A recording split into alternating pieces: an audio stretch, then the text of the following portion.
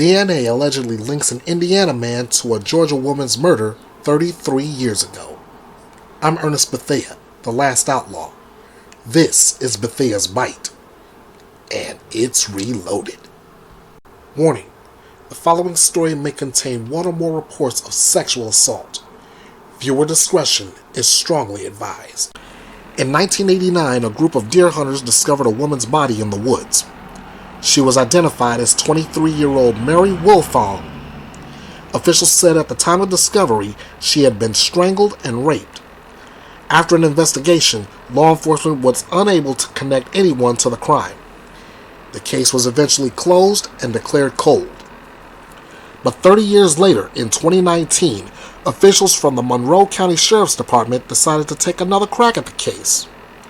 On March 1st, officials arrested Larry Padgett, who is now age 59, in Washington, Indiana. Monroe County Sheriff Brad Freeman said to reporters about the arrest, "It took us 4 years to actually get where we are today." It started with investigators taking the original evidence and submitting it to DNA International for a genealogy trace to be completed on the DNA taken from the victim. A familial match was made, and law enforcement officials were able to identify a suspect in Washington, Indiana. With assistance from the FBI, officials were able to retrieve additional evidence from the suspect and conduct additional testing. This testing resulted in a match with the DNA taken from the body of Mary Willfong, officials stated in the release. Sheriff Freeman told reporters that Padgett is a truck driver who police believe picked up Willfong at a farmer's market in Georgia, sexually assaulted her, and strangled her to death. The sheriff's office said in a statement, while in Indiana, investigators were able to obtain more evidence in the case linking Padgett to the murder of Mary Willfong. Padgett is expected to be extradited from Indiana to Georgia, where he will be charged. It was not immediately clear if he has retained an attorney to comment on his behalf.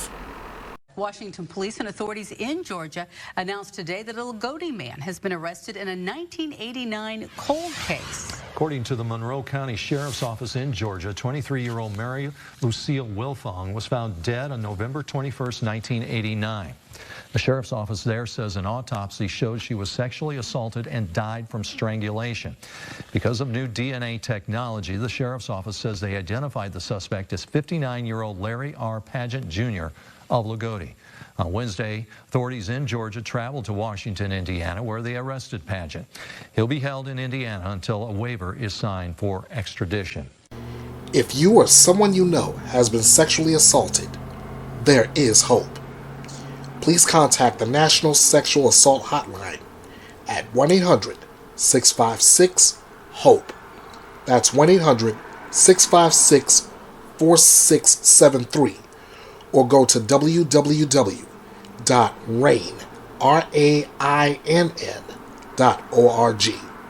Again, that's 1-800-656-HOPE, or go to www.rainn.org. Hey guys, this is The Last Outlaw.